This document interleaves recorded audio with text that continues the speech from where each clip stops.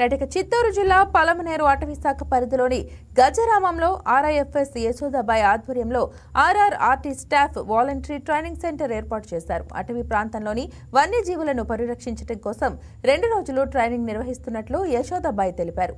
వన్య ప్రాణులను సంరక్షించుకోవడం అలాగే ప్రభుత్వ కార్యక్రమాలకు అనుగుణంగా ప్రజల్లో అవగాహన తీసుకురావడం ఈ కార్యక్రమం ముఖ్య ఉద్దేశం అంటున్న ఆర్ఐఎఫ్ఎస్ యశోదాబాయితో మా చిత్తూరు జిల్లా correspondent Sivakumar face to face. చూసుకున్నట్లయితే ఈ ట్రైనింగ్ ప్రోగ్రామ్ యొక్క ముఖ్య ఉద్దేశం ఏంటి? సో దీనివల్ల బెనిఫిట్స్ ఏముంటాయి అంటే ఇక్కడికి వచ్చే వారికి మీరేమి చెప్పాలనుకుంటున్నారు? అంటే మనం చిత్తూరు ప్రాంతంలో అలాగే రాష్ట్ర వ్యాప్తంగా rapid response and rescue team RRT teams పెట్టబోతున్నాము. మన జిల్లాలో అయితే 3 ఆర్ఆర్టీ టీమ్స్ ఫేజ్ 1 లో మనం పెడుతున్నాము. సో మనకు ఏనుగు రెస్క్యూ ఆపరేషన్స్ కానీ, ఏనుగుని తరలించడానికి ఉండే ఆపరేషన్స్ కానీ వీటికి వెంటనే మన తరపు నుంచి రెస్పాండ్ అవ్వడం కోసం ఈ టీమ్స్ ని ఏర్పాటు చేస్తున్నాము. ప్రస్తుతం మనకి ఎలిఫెంట్ టాస్క్ ఫోర్స్ అనేది ఫీల్డ్ లో ఉంటున్నాయి. టాస్క్ ఫోర్స్ లో మనకి ఎలిఫెంట్ ట్రాకర్స్ ఉంటున్నారు. వాళ్ళు డైలీ ట్రాకింగ్ చేస్తున్నారు. ఏనుగులు గుంపులు ఎక్కడ ఉంటున్నాయి, ఏ ఏరియాలోకి మూవ్ అవుతున్నాయి ఉండేది.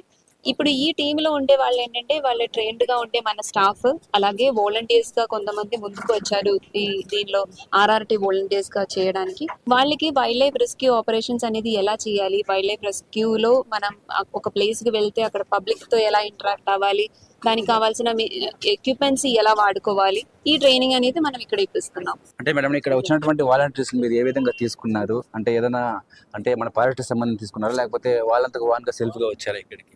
అంటే మనం ఎలా తీసుకున్నామంటే ముఖ్యంగా అటవీ ప్రాంతంకి దగ్గరగా ఉండే ఊర్లో ఉండేవాళ్ళు అక్కడనే ఉండి ఈ యానిమల్ ఇష్యూస్ గురించి వాళ్ళు ఆల్రెడీ చూస్తూ ఉంటున్నారు. కొంతమంది మన విఎస్ఎస్ లో మెంబర్స్ గా ఉండేవాళ్ళు, లేకపోతే అనిమల్స్ మీద ప్రేమగా ఉండేవాళ్ళు, లేకపోతే ఇలాంటి ఇష్యూస్ మా ఊర్లో ఉండే వాళ్ళకి ఇంకా అవగాహన కలిగించాలి అని ఆలోచన ఉండేవాళ్ళు.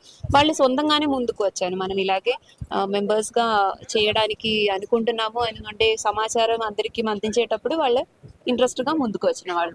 అంటే మేడం అంటే ఆఫ్టర్ ట్రైనింగ్ తర్వాత దీన్ని మిస్యూజ్ చేయకుండా ఉండాలంటే అంటే ఇక్కడ ట్రైనింగ్ తీసుకున్న వాళ్ళు బయట వెళ్ళేసి ఆ ఫారెస్ట్ డిపార్ట్మెంట్ చెప్పుకోవడం కానీ వాటి వరకు లేకుండా ఉండాలంటే దానికి మీరేం చెప్తారు? అంటే మన రెస్క్యూ ఆపరేషన్స్ లో ఫారెస్ట్ డిపార్ట్మెంట్ ని అసిస్ట్ చేయాలి ఉండేది మాత్రమే వాలంటీర్స్ ఉండే డ్యూటీ అనేది.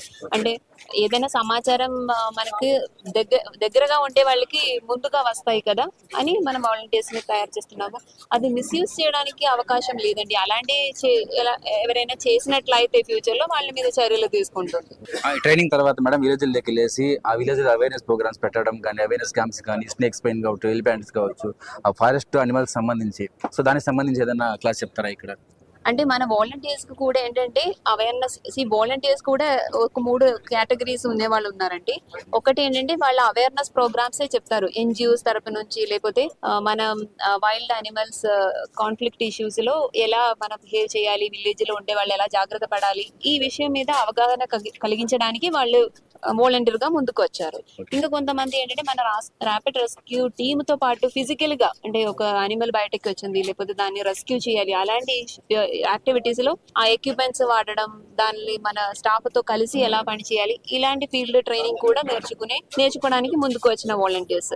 ఇంకా 3వ కేటగిరీలో ఉండే వాళ్ళు ఏంటంటే వాళ్ళు కొంతమందికి ఆల్రెడీ అవగాహన ఉన్నాయి, మన పాముల్ని పట్టుకోవడం, ఎలా రెస్క్యూ చేయడం, దాన్ని కొంతమందికి ఎక్స్పీరియన్స్ గా ఉండే వాళ్ళు కూడా ఉన్నారు. అయినా వాళ్ళని ఇంకా ఏంటంటే ప్రొఫెషనల్ గా ఎలా చేయాలి, అలాగే కొద్దిగా రెస్పాన్సిబుల్ గా ఎలా హ్యాండిల్ చేయాలి, పాముని హ్యాండిల్ చేయని వాళ్ళని ఓన్గా రావచ్చు, కానీ రెస్పాన్సిబుల్ గా అది ఎలా చేయాలి, పాముకు కానీ ఎవరైతే హ్యాండ్లర్ ఉన్నారో అతనికి కానీ లేకపోతే అక్కడ ఉండే పబ్లిక్ కానీ ఏమి ఇష్యూస్ రాకుండా అది ఎలా హ్యాండిల్ చేయాలి, దాన్ని పట్టుకున్న తర్వాత సేఫ్ గా పాముని కూడా ఎలాగే దాని హ్యాబిటాట్ లో ఎలా రిలీజ్ చేయాలి, ఈ విషయం మీద వాళ్ళకి ప్రాపర్ గా ట్రైనింగ్ ఇవ్వాలి ఉంటే సో స్నేక్ హ్యాండ్లర్స్ గా చేయడానికి ముందుకు వచ్చిన వాలంటీర్స్. సో ఈ 3 కేటగిరీస్ లో ఉండే వాళ్ళు ఉన్నారు. Final one madam, deputy CM Pawan Kalyan గారు అటవీ శాఖ మంత్రిగా ఉన్నారు మేడం. సో ఆయన ఆధ్వర్యంలో రాబోయే కార్యక్రమాలకు సంబంధించి కూడా కొన్ని యాప్స్ కూడా వస్తాయని చెప్పారు. సో దానివల్ల యూజ్ ఏమంటారు?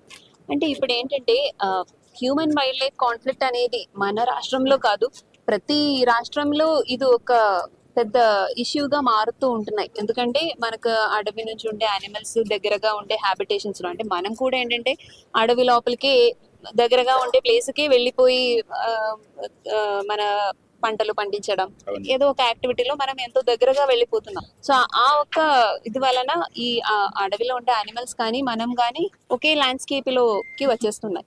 సో అప్పుడు ఇలాంటి కాన్ఫ్లిక్ట్ ఇష్యూస్ అనేది వస్తున్నాయి. అది కొన్ని ప్లేసెస్ లో కొన్ని స్పీషీస్ వలన ఉండే కాన్ఫ్లిక్ట్ అనేది చాలా పెరిగిపోతూ ఉంటున్నాయి.